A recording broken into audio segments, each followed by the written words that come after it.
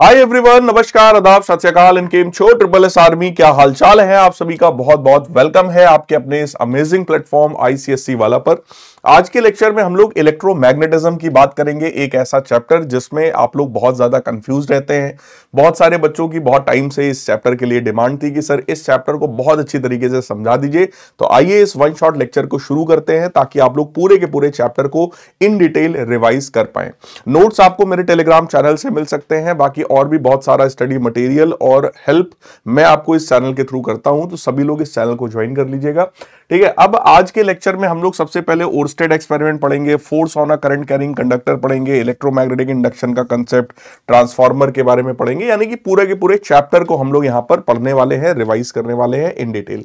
सबसे पहला कंसेप्ट आता है ओरस्टेड साहब का एक्सपेरिमेंट क्या है। देखो, ओरस्टेड साहब ने यह बताया था कि कोई भी करंट कैरिंग वायर के आसपास हमेशा मैग्नेटिक फील्ड होती है। मैग्नेटिक फील्ड को चेक करने के लिए बेटा मैग्नेटिक कंपास या मैग्नेटिक नीडल का यूज किया जाता है। तो इन्होंने अपने एक्सपेरिमेंट में सिंपल सी बात यह बताई कि अगर ये एक वायर है जिसमें करंट फ्लो हो रहा है, इस वायर के आसपास अगर आपने मैग्नेटिक कंपास या नीडल लाओगे तो उसमें डिफ्लेक्शन सबसे ज्यादा होगा। जैसे जैसे उस कंपास को आप दूर करते जाएंगे, डिफ्लेक्शन जो है वो कंपैरेटिवली कम होता जाएगा। बहुत ज्यादा दूर चले जाने पे डिफ्लेक्शन एकदम गायब हो जाएगा। ठीक है, तो वायर के पास लाओगे डिफ्लेक्शन बढ़ेगा, वायर से दूर जाओगे तो डिफ्लेक्शन जो है वो गायब हो जाएगा। ये इनके कहने का मतलब था। इन्होंने कहा कि अगर मैं करंट की डायरेक्शन को रिवर्स कर दूं, अगर करंट की डायरेक्शन को रिवर्स कर दो तो उसके हिसाब से इन्होंने ये ऑब्जर्व किया कि जो डिफ्लेक्शन था वो अपोजिट डायरेक्शन में हो गया। अभी डिफ्लेक्शन अगर इधर की तरफ था तो अभी डिफ्लेक्शन जो है वो अपोजिट, जस्ट अपोजिट डायरेक्शन में हो गया। ठीक है, दूर जाने पर वही डिफ्लेक्शन जो है वो कंपैरेटिवली कम होता है और यहां पर बहुत ज्यादा दूर जाने पर डिफ्लेक्शन पूरी तरीके से गायब हो जाता है। ठीक है, तो कहने का मतलब सिंपल सा है कि अगर कोई भी एक करंट कैरिंग वायर है तो उस वायर के आसपास मैग्नेटिक नीडल या कंपास लाओगे तो पास में लाने पे डिफ्लेक्शन बढ़ेगा, दूर ले जाने पे डिफ्लेक्शन घट जाएगा। और अगर करंट की डायरेक्शन को रिवर्स करोगे तो डिफ्लेक्शन का जो डायरेक्शन है वो भी रिवर्स हो जाएगा। यहीं पर अगर मान लो करंट को हम जीरो कर दें तो अब आप इस मैग्नेटिक नीडल को चाहे इसके पास में लाओ चाहे इससे दूर ले जाओ, डिफ्लेक्शन बिल्कुल भी नहीं होने वाला है। इसका मतलब ये सारा का सारा जो डिफ्लेक्शन है वो करंट कैरिंग वायर के आसपास ही होता है। तो ये सारी स्टडी जो है वो ओरस्टेड साहब ने अपने एक्सपेरिमेंट में किया था। और इसके बाद हम लोग सीखने वाले हैं magnetic field and field lines due to current carrying coil, है ना। अगर कोई इस तरीके का एक मान लो वायर है, इस तरीके का एक वायर है जिस वायर में करंट फ्लो हो रहा है। ठीक है, करंट का डायरेक्शन फिलहाल नीचे की तरफ दिखाया गया है। अब इस वायर के आसपास अगर कोई हमसे कहे मैग्नेटिक फील्ड लाइंस का पैटर्न बनाइए सर, कैसा होगा? तो सिंपल सी बात है, देखो ये सारा अरेंजमेंट हमने बनाया है ताकि उसमें करंट फ्लो हो सके। ये आप लोग समझ रहे हैं, इसमें कुछ भी टफ नहीं है ना।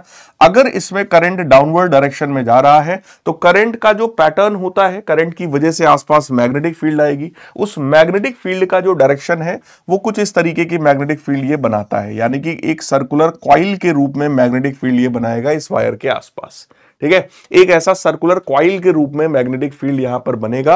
और मैग्नेटिक फील्ड की डायरेक्शन अगर मैं बताऊं तो क्योंकि करंट नीचे की तरफ है तो इधर की तरफ मैग्नेटिक फील्ड आउटवर्ड्स है और इधर की तरफ जो मैग्नेटिक फील्ड है वो इनवर्ड्स है। तो यहां पर मैग्नेटिक फील्ड बाहर की तरफ निकली है, यहां पर जो मैग्नेटिक फील्ड है वो अंदर की तरफ गई है। ठीक है, अंदर को क्रॉस से रिप्रेजेंट करते हैं और बाहर को डॉट से रिप्रेजेंट किया जाता है। तो वो जो डायग्राम वहां पर है उसमें यही दिखा रहे हैं कि यहां पर मैग्नेटिक फील्ड बाहर निकल रही है और इधर से घूमकर अंदर जा रही है। कुछ इस तरीके से मैग्नेटिक फील्ड लाइंस का बेटा पैटर्न होता है। फिर हमसे कह रहे हैं राइट हैंड थंब रूल क्या है। तो राइट हैंड थंब रूल यही है कि अगर करंट फ्लो हो रहा है तो करंट थंब की डायरेक्शन में होगा और फिंगर जिस तरीके से रोटेट होगी, जैसे करंट ऊपर जा रहा है तो थंब को ऊपर करो, फिंगर ऐसे रोटेट हो रही है तो ये अंदर जा रहा है मैग्नेटिक फील्ड और इधर से बाहर निकल रहा है मैग्नेटिक फील्ड। इसी रूल को हम लोग राइट हैंड थंब रूल के नाम से जानते हैं। इसी रूल के बेसिस पर मैंने यहां पे बताया था। इसमें करंट नीचे है तो थंब नीचे हो गया है, अब ये देखो आउटवर्ड्स आएगा और इधर के इनवर्ड्स चला जाएगा। ठीक है, इस तरीके से हम लोग मैग्नेटिक फील्ड लाइंस की डायरेक्शन को रिप्रेजेंट करने का काम करते हैं। यहां पर अगर कोई भी एक लूप है, मान लो इस तरीके का पूरा लूप है, तो उस लूप के आसपास यहां भी मैग्नेटिक फील्ड लाइंस होंगी, यहां भी मैग्नेटिक फील्ड लाइंस होंगी। बीच में एक ऐसी लाइन मिलेगी जहां पे नल पॉइंट हो सकता है, जहां पर नेट मैग्नेटिक फील्ड की जो वैल्यू है वो मिनिमम हो सकती है। ठीक है, क्योंकि किसी भी करंट कैरिंग वायर के आसपास मैग्नेटिक फील्ड सबसे स्ट्रांग होता है। तो इस वाले रीजन में मैग्नेटिक फील्ड स्ट्रांग है, यहां वाले रीजन में भी मैग्नेटिक फील्ड स्ट्रांग है। लेकिन जैसे ही आप इनसे दूर यहां सेंटर वेंटर पे पहुंचोगे तो मैग्नेटिक फील्ड कंपैरेटिवली कम भी हो सकती है वहां पर। ठीक है, फिर आता है sir right hand thumb rule क्या है। कह रहे हैं द इलेक्ट्रोमैग्नेट सॉरी, ये राइट हैंड थंब रूल नहीं है, ये इलेक्ट्रोमैग्नेट्स के बारे में यहां पर बात हो रही है। कह रहे हैं electromagnet is a temporary strong magnet made by passing current in a coil wound around a piece of soft iron, it is artificial magnets. यानी कि इलेक्ट्रोमैग्नेट क्या है, एक आर्टिफिशियल मैग्नेट है। जब हमने करंट ऑन किया तुरंत मैग्नेट बन गया, जैसे ही हमने करंट को ऑफ किया तुरंत मैग्नेटिज्म की जो पावर है वो खत्म हो जाती है। ठीक है, इलेक्ट्रोमैग्नेट्स बेसिकली हमें दो तरह के पढ़ने हैं, पहला है आई शेप का मैग्नेट, दूसरा है यू शेप का मैग्नेट, जिसको आप बार मैग्नेट बोलते हैं या फिर हॉर्स शू मैग्नेट के नाम से भी जानते हैं।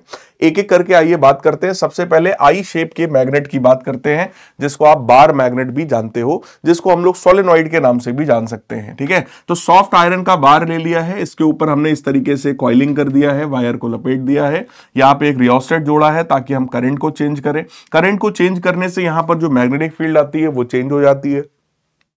अब अगर हमने इस तरफ से देखने पर करंट वाला जो वायर है अगर वो क्लॉकवाइज घूम रहा है तो इधर से देखने पर वो साउथ पोल होगा, एक तरफ से साउथ होगा तो दूसरी तरफ से 100% वो नॉर्थ पोल होगा। इस वाले रूल को बेटा क्लॉक फेस रूल के नाम से जाना जाता है। और यहां पर जो भी मैग्नेटिक फील्ड इसकी वजह से आती है उस मैग्नेटिक फील्ड की वैल्यू म्यू नॉट एन आई के बराबर है। तो ये इतना डिटेल में छोड़ो, बट आप सीधे सीधे जानो कि magnetic field is directly proportional to current. जितना ज्यादा करंट आप इसमें फ्लो कराएंगे मैग्नेटिक फील्ड उतनी ही स्ट्रॉन्ग आएगी। This magnetic field is directly proportional to number of turns per unit length. Small N का मतलब क्या है, number of turns per unit length. Unit length में जितने नंबर ऑफ टर्न्स होते हैं उसके भी डायरेक्टली प्रोपोर्शनल है। इसका मतलब जितने ज्यादा नंबर ऑफ टर्न्स आप यहां बढ़ाते जाएंगे मैग्नेटिक फील्ड की वैल्यू उतनी ही ज्यादा बढ़ती चली जाएगी। मैग्नेटिक फील्ड लाइंस नॉर्थ से निकलती है, घूम फिर के साउथ में आती है और साउथ से वापस नॉर्थ जाती है। तो आउटसाइड द मैग्नेट इसका डायरेक्शन है नॉर्थ से साउथ, इनसाइड द मैग्नेट इसका डायरेक्शन है साउथ से नॉर्थ की तरफ। फिर आता है तुम्हारा यू शेप का मैग्नेट। यू शेप के मैग्नेट में क्या होता है, इस तरीके का यू शेप का फ्रेम होता है जो कि सॉफ्ट आयरन का बना होगा। एक तरफ नॉर्थ है एक तरफ साउथ। कैसे बन रहा है, क्योंकि जो वायर हमने यहां से निकाल करके जो वायर को लपेटा है, अगर एक तरफ से वायर क्लॉकवाइज घूम रहा है तो बस ये ध्यान दिया जाता है कि इधर से वो एंटी क्लॉकवाइज नीचे की तरफ उतरे। इधर से अगर क्लॉकवाइज आप घुमा रहे हैं तो इधर से एंटी क्लॉकवाइज हम उतारेंगे, ताकि एक तरफ अगर साउथ पोल बना है तो दूसरी तरफ नॉर्थ पोल बन जाए। तो कभी भी यू शेप के मैग्नेट को बनाने में बस यही चीज को ध्यान दिया जाता है कि एक तरफ अगर आपने क्लॉकवाइज घुमाया है तो दूसरी तरफ आप एंटी क्लॉकवाइज घुमाएंगे, ताकि पोल्स जो है वो अपोजिट हो जाए। अब इधर नॉर्थ है इधर साउथ है तो इन दोनों के बीच में यहां पर बहुत स्ट्रॉन्ग मैग्नेटिक फील्ड आ जाती है नॉर्थ से साउथ की तरफ। ठीक है जी। फिर आता है हमारा परमानेंट मैग्नेट्स के बारे में। परमानेंट मैग्नेट्स जो है वो नेचुरली अकरिंग मैग्नेट्स होते हैं। ठीक है, since it is not strong enough and of required shape for many purposes, so strong permanent magnet is made of electromagnet using the piece of steel instead of soft iron. देखो बेटा, permanent magnet को बनाने के लिए हम लोग generally steel का use करते हैं। रीजन ये है स्टील की रिटेंटिविटी काफी ज्यादा होती है, यानी एक बार अगर उसके अंदर मैग्नेटिज्म आ जाए तो काफी समय तक काफी टाइम तक उसके अंदर मैग्नेटिज्म बचा रहता है, जल्दी से वो मैग्नेटिज्म का लॉस नहीं होता। जबकि सॉफ्ट आयरन जो है वो टेम्परेरी मैग्नेट के रूप में यूज होता है कि जैसे ही आपने करंट भेजा तुरंत मैग्नेटिज्म आएगा, जैसे ही करंट को आपने ऑफ किया तुरंत मैग्नेटिज्म खत्म हो जाएगा। बट स्टील में ये जो मैग्नेटिज्म है वो काफी समय तक बचा रहता है।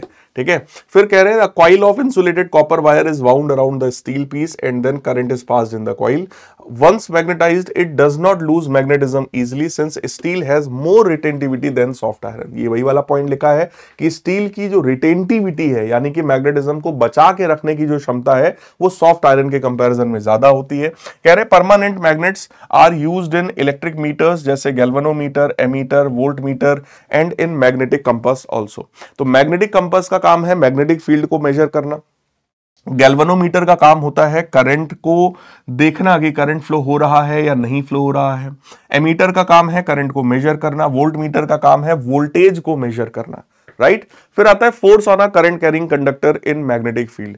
अगर कोई भी एक करंट कैरिंग वायर है जिसमें करंट फ्लो हो रहा है, आसपास मान लो मैग्नेटिक फील्ड है, मैग्नेटिक फील्ड अगर मैं क्रॉस यानी कि अंदर की तरफ दिखा दूं, क्रॉस का मतलब मैग्नेटिक फील्ड हो गई अंदर की डायरेक्शन में, इनवर्ट्स, ऐसा मैग्नेटिक फील्ड है अंदर की तरफ। तो ऐसे में इस करंट कैरिंग कंडक्टर के ऊपर फोर्स लगता है और फोर्स का फॉर्मूला होता है ILB sin थीटा के बराबर। फोर्स का फॉर्मूला होता है ILB sin थीटा के बराबर, जहां पे I इस वायर में फ्लो होने वाला करंट है, L is length of this wire, B is magnetic field, और साइन थीटा जो है वो करंट और मैग्नेटिक फील्ड के बीच का एंगल है। तो करंट है ऊपर की तरफ, मैग्नेटिक फील्ड है अंदर की तरफ, है ना। तो वो एंगल फिलहाल अभी कितना है, 90 डिग्री के बराबर। तो यहां पे I L B sine 90, sine 91 होता है, तो फोर्स की वैल्यू आई एल बी के बराबर हो जाएगी। ठीक है, तो इन पॉइंट्स को ध्यान रखिएगा। आई करंट है, एल वायर का लेंथ है, B magnetic field and theta is the angle between current and magnetic field. Right, so this is the formula of force. Sir force एक वेक्टर क्वांटिटी है, force का direction कैसे पता चलेगा? Force की direction को बताने के लिए फ्लेमिंग का लेफ्ट हैंड रूल यहां पर होता है, जो कि शायद आगे गिवन भी होगा। तो फ्लेमिंग का लेफ्ट हैंड रूल हम लोग यूज करेंगे फोर्स की डायरेक्शन बताने के लिए। ये मेरा लेफ्ट हैंड है, लेफ्ट हैंड की ये 3 फिंगर्स जो हैं, यानी कि पहला finger, forefinger, middle finger और थंब, इन तीनों को म्यूचुअली परपेंडिकुलर एडजस्ट किया जाता है such that forefinger indicates the direction of magnetic field, middle finger indicates the direction of current, then extended thumb will indicate the direction of force. ध्यान से सुनिएगा, पहला जो फिंगर है वो मैग्नेटिक फील्ड की डायरेक्शन बताएगा, मिडिल फिंगर करंट की डायरेक्शन बताएगा, तब ये जो एक्सटेंडेड थंब है that will represent the direction of force. जैसे इस कंडीशन में कोई पूछे फोर्स का डायरेक्शन क्या है, तो मैग्नेटिक फील्ड अंदर हो गया, करंट ऊपर की तरफ है तो उसको ऐसे करेंगे, तो फोर्स इस वायर पे लगेगा लेफ्ट वाली साइड में, क्योंकि थंब जो है वो लेफ्ट साइड में शो कर रहा था। सो this is the direction of force here, force left direction में यहां पर हो गया।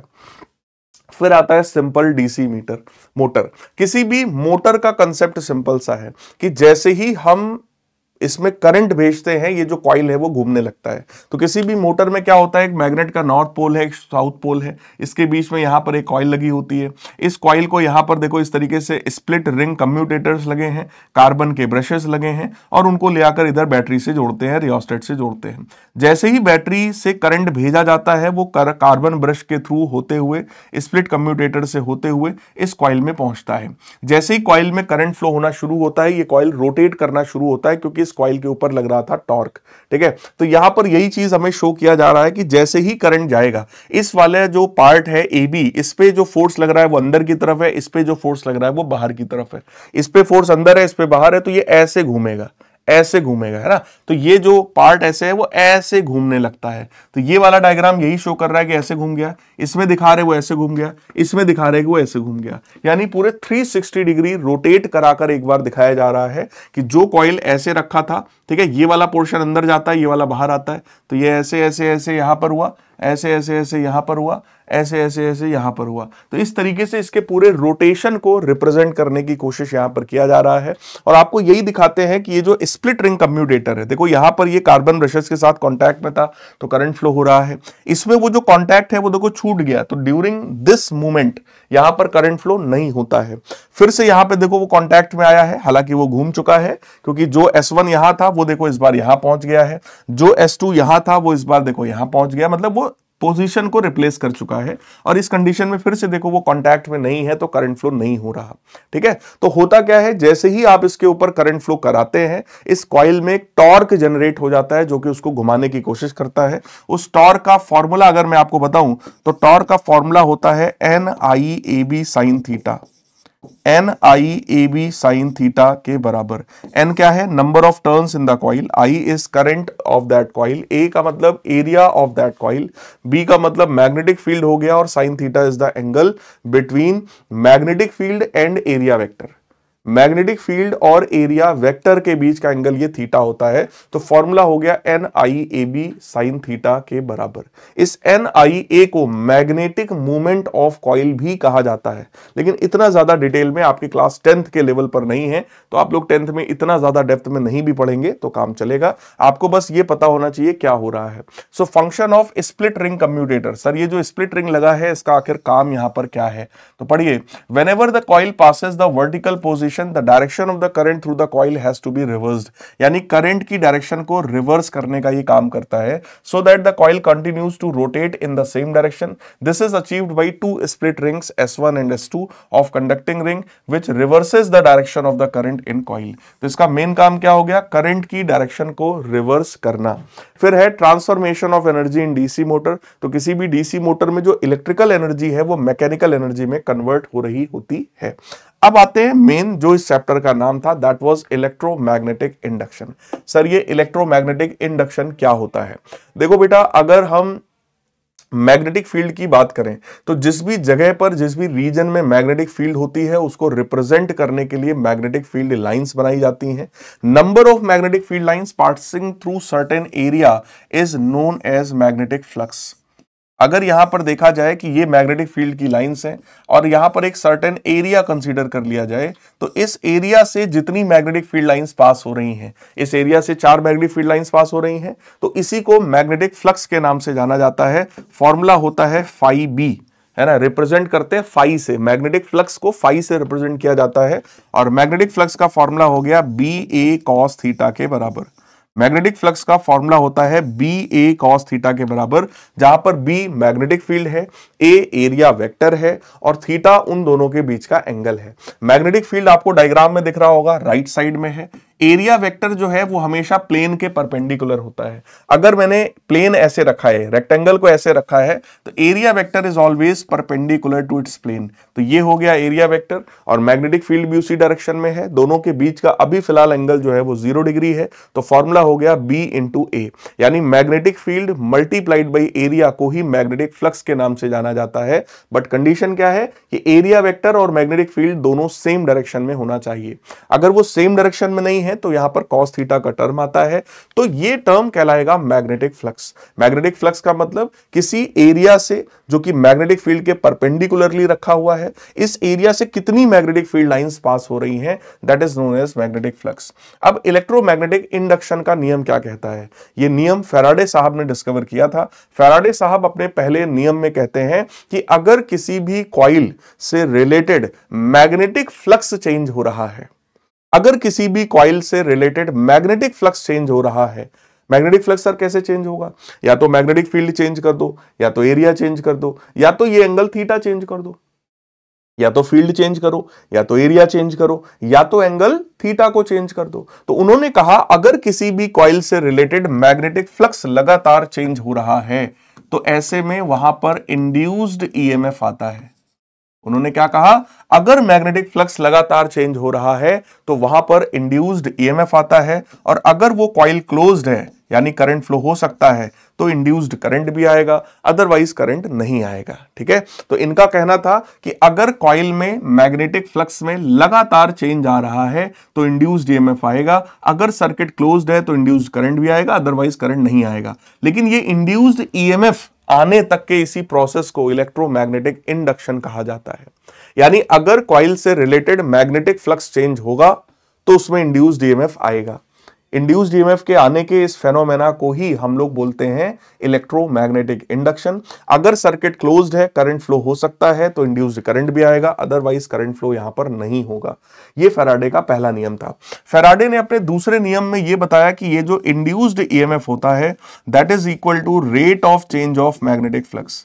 इन्होंने कहा इंड्यूस्ड ईएमएफ जो है वो rate of change of magnetic flux के बराबर है, यानी change in magnetic flux divided by current के डिवाइडेड बाय टाइम इंटरवल के बराबर होता है ये इंड्यूस्ड ईएमएफ। इंड्यूस्ड करंट कोई अगर आपसे पूछता है तो ओम्स लॉ से आप बता सकते हैं कि सर इंड्यूस्ड करंट में रेजिस्टेंस का डिवाइड करिए, so that will become delta phi B divided by resistance रखो, डेल्टा टी रखो। ठीक है, ये फॉर्मूला हो जाता है इंड्यूस्ड करंट का।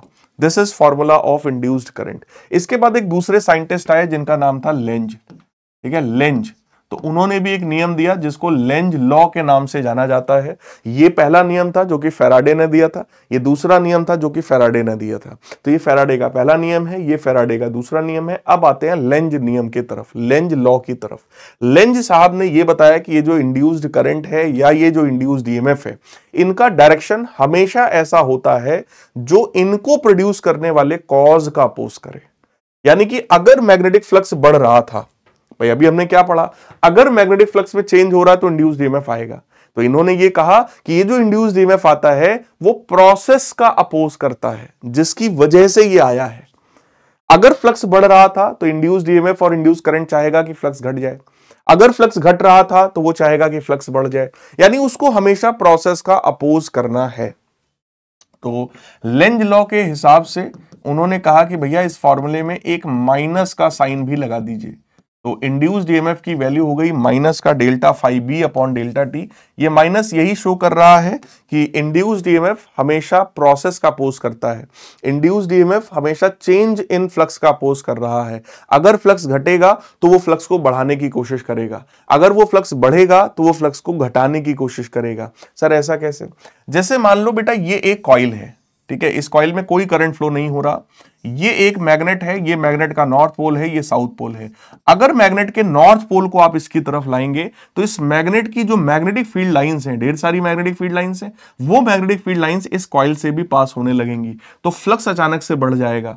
जब फ्लक्स बढ़ेगा तो इंड्यूस्ड करंट चाहेगा कि फ्लक्स घट जाए, यानी कि जो कॉइल, ये जो मैग्नेट जो पास में आ रहा है, ये कॉइल चाहेगा कि मैग्नेट दूर जाने लगे, तो दूर जाने के लिए ये मैग्नेट को रिपेल करने की कोशिश करेगा। तो इधर की तरफ से, इस तरफ से, इस तरफ से ये नॉर्थ की तरह बिहेव करेगा। नॉर्थ का मतलब इस डायरेक्शन से अगर कोई देखेगा तो करंट का डायरेक्शन कैसा होगा? एंटी क्लॉकवाइज डायरेक्शन होगा इस वाली कॉइल में। इस वाली कॉइल में एंटी क्लॉकवाइज डायरेक्शन करंट का हो जाएगा। यहीं पर अगर मान लो कोई भी एक कॉइल है, ये वही नॉर्थ और साउथ पोल है, इस बार ये मैग्नेट मान लो हम दूर ले जा रहे हैं, मैग्नेट अगर दूर जाएगा तो इसका जो मैग्नेटिक फ्लक्स है वो घटेगा, तो इस बार ये कोशिश करेगा कि मैग्नेटिक फ्लक्स बढ़ जाए। तो अगर ये दूर जा रहा है तो ये अट्रैक्ट करने की कोशिश करेगा, यानी कि ये इस तरफ से देखने पर साउथ की तरह बिहेव करेगा। साउथ का मतलब करंट जो है इस बार वो क्लॉकवाइज करंट हो जाना चाहिए इस वाली कॉइल में। तो इस तरीके से बेटा हम लोग डिसाइड करेंगे कि कब वो नॉर्थ की तरह बिहेव करेगा और कब वो साउथ की तरह बिहेव करेगा। तो अगर नॉर्थ पोल पास में आ रहा है तो ये रिपेल करेगा, नॉर्थ की तरह बिहेव करेगा। अगर नॉर्थ दूर में जा रहा है तो ये अट्रैक्ट करेगा, साउथ की तरह बिहेव करेगा। क्लियर? यहां पर वही चीज दिखाई है कि अगर ये रुका हुआ है तो कोई करंट फ्लो नहीं होगा, अगर नॉर्थ आ रहा है तो नॉर्थ की तरह बिहेव करेगा, तो करंट एंटी क्लॉकवाइज हो गया। अगर ये रुका हुआ है तो कोई करंट नहीं है। अगर ये साउथ दूर जा रहा है, मतलब ये जो नॉर्थ पोल है अगर ये दूर जा रहा है तो ये साउथ की तरह बिहेव करेगा, यानी करंट क्लॉकवाइज हो जाएगा। ठीक है, तो कहने का मतलब सिंपल सी बात है भाई, अगर वो पास आ रहा है तो ये रिपेल करेगा, अगर वो दूर जा रहा है तो ये अट्रैक्ट करेगा। ये बेटा इसका अपना नेचर होता है। ठीक है, इसी को इलेक्ट्रोमैग्नेटिक इंडक्शन के नाम से हम लोग जानते हैं। फिर आता है फैराडे के नियम। तो वही सबसे पहला नियम लिखा हुआ है, फैराडे का दूसरा नियम लिखा हुआ है जो मैं आपको पहले ही समझा चुका हूं। ठीक है, फिर फ्लेमिंग का राइट हैंड रूल, ये जो इंड्यूस्ड करंट आया है इसकी डायरेक्शन को बताने के लिए फ्लेमिंग का राइट हैंड रूल यूज होता है। सेम चीज है, ये राइट हैंड से बस हम लोग अप्लाई करेंगे। अभी तक हमने फ्लेमिंग के लेफ्ट हैंड रूल को सीखा था, लेफ्ट हैंड से। ये मेरा राइट हैंड है, राइट हैंड से हम लोग इसको अप्लाई करेंगे। इसमें जो पहला फिंगर है मैग्नेटिक फील्ड की डायरेक्शन को दिखाएगा, ये जो थंब है वो मोशन ऑफ कंडक्टर या फोर्स की डायरेक्शन को दिखाएगा। तो अब जो मिडिल फिंगर है it will indicate the direction of induced current. Same इसी तरीके से बेटा आपको ये लिखना है, इसको लिखने में कहीं कोई गलती मत करिएगा। डायग्राम को ध्यान से आप देख सकते हैं, पहला फिंगर मैग्नेटिक फील्ड दिखा रहा है, थंब मोशन ऑफ कंडक्टर या फोर्स का डायरेक्शन दिखा रहा है, तो ये जो मिडिल फिंगर है वो इंड्यूस्ड करंट का डायरेक्शन दिखाता है। फिर आता है लेंज लॉ। लेंज लॉ मैंने आपको समझाया कि Lenz law, the direction of the induced EMF is such that it opposes the cause which produce it. जो कॉज उसको प्रोड्यूस कर रहा है, मैग्नेटिक फ्लक्स के बढ़ने की वजह से अगर वो प्रोड्यूस हुआ था तो वो उसको घटाने की कोशिश करेगा, अगर उसके घटने की वजह से वो प्रोड्यूस हुआ था तो वो उसको बढ़ाने की कोशिश करेगा। तो वो मेन कॉज का अपोज करता है, ये चीज है यहां पर लिखा हुआ, that is Lenz law. So Lenz law is based on law of conservation of energy. It shows that mechanical energy spent in doing work against the opposing force experienced by moving magnet is transformed into electrical energy due to which the current flows in the solenoid, right. फिर आता है हमारा alternating current generator. क्या है sir? Generator जो है बेटा वो मोटर के जस्ट अपोजिट प्रिंसिपल पर काम करता है। मोटर में क्या था, जैसे ही हम करंट फ्लो करते हैं वो घूमने लगता है। इस बार हम क्या करेंगे, इस बार हम कॉइल को पहले घुमाएंगे, मैग्नेटिक फील्ड में हम कॉइल को घुमाएंगे, कॉइल को घुमाने की वजह से वहां पर अपने आप इंड्यूस्ड करंट फ्लो होगा इलेक्ट्रोमैग्नेटिक इंडक्शन की वजह से। That is the main principle of generator. ठीक है, तो जनरेटर में क्या है, it is the device which converts mechanical energy into electrical energy. Mechanical मतलब हम उसको घुमाएंगे तो उससे करंट जनरेट होगा, सो मैकेनिकल को इलेक्ट्रिकल में कन्वर्ट करने का काम करता है। सर इसका प्रिंसिपल क्या है? In generator a coil is rotated in magnetic field, due to rotation magnetic flux जो है वो चेंज होगा, इंड्यूस्ड ईएमएफ आएगा और इंड्यूस्ड करंट भी वहां पर आ जाएगा। ठीक है, डायग्राम बिल्कुल वही मोटर के ही जैसे डायग्राम है। इस बार आप इसको यहां पर रोटेट करेंगे, जब आप इसको घुमाएंगे जाएंगे मैग्नेटिक फील्ड के बीच में, तो number of magnetic field lines जो इस कॉइल से पास हो रही थी वो कंटिन्यूअसली चेंज होंगी। Number of magnetic field lines के चेंज होने की वजह से यहां पर कंटिन्यूअसली करंट का जनरेशन होगा और वो करंट यहां पर फ्लो हो रहा होगा। ठीक है, जो इंड्यूस्ड करंट यहां पर आता है उसका फॉर्मूला है आई नॉट साइन ओमेगा टी के बराबर। ओमेगा मतलब 2 पाई एफ होता है, या जिसको 2 पाई एन भी लिख सकते हो, एन का मतलब फ्रीक्वेंसी। ठीक है, और जो इंड्यूस्ड ईएमएफ आएगा that is E nought sine 2 pi N T के बराबर। तो ये इसका फॉर्मूला हो गया जो इंड्यूस्ड करंट आता है या फिर इंड्यूस्ड ईएमएफ आता है। ठीक है, यहां पर ये जो ई नॉट है इसको मैक्सिमम ईएमएफ या ईएमएफ का एम्पलीट्यूड भी बोलते हैं, आई नॉट को करंट का एम्पलीट्यूड कहा जाता है। कहने तो मैक्सिमम वैल्यू ऑफ ईएमएफ जो है, तो मैं आपको बता ही दूं, मैक्सिमम वैल्यू ऑफ ईएमएफ होता है एन बी ए ओमेगा के बराबर, N B A omega. So it is maximum value of EMF can be increased by increasing number of turns. Number of turns बढ़ाओगे बढ़ जाएगा, मैग्नेटिक फील्ड बढ़ाओगे बढ़ जाएगा, area बढ़ाओगे बढ़ जाएगा, और एंगुलर फ्रीक्वेंसी को भी बढ़ाओगे तो भी बढ़ जाएगा। यही सारे पॉइंट्स यहां पे लिखे हैं। तो आप सीधे सीधे इस फॉर्मूले को ही दिमाग में रख लो भाई कि ये जो मैक्सिमम ईएमएफ होता है इसका फॉर्मूला क्या है। So its formula is N B A omega. Number of turns, B मतलब मैग्नेटिक फील्ड, ए का मतलब एरिया ऑफ कॉइल, ओमेगा का मतलब एंगुलर फ्रीक्वेंसी या angular speed of that coil. Angular मतलब किस स्पीड से आप उस कॉइल को घुमा रहे हैं, that is known as omega. तो ओमेगा को कहा जाता है 2 पाई एफ के बराबर। ओमेगा को 2 पाई अपॉन कैपिटल टी ऐसा भी लिखा जा सकता है, दैट इज टाइम पीरियड। फिर बात आती है सर ट्रांसफार्मर क्या चीज होती है, what is transformer. Alternating current में बेटा वोल्टेज को हम बढ़ा सकते हैं या घटा सकते हैं। इस प्रोसेस के लिए ट्रांसफार्मर का यूज किया जाता है। तो ट्रांसफार्मर का मेन काम है कि हम ऑल्टरनेटिंग ईएमएफ को इंक्रीज या डिक्रीज कर सके। Transformer does not affect the frequency of alternating voltage, the frequency remains unchanged. यानी कि फ्रीक्वेंसी को चेंज करने का काम नहीं करता है, ये सिर्फ वोल्टेज को बढ़ाने या फिर वोल्टेज को घटाने का काम करता है। जब ये वोल्टेज को बढ़ाने का काम करता है तो इसको स्टेप अप ट्रांसफार्मर कहा जाता है, और जब ये घटाने का काम करता है तो इसको स्टेप डाउन ट्रांसफार्मर के नाम से जाना जाता है। किसी भी ट्रांसफार्मर में हमेशा जो प्रिंसिपल होता है वो म्यूचुअल इंडक्शन है बेटा।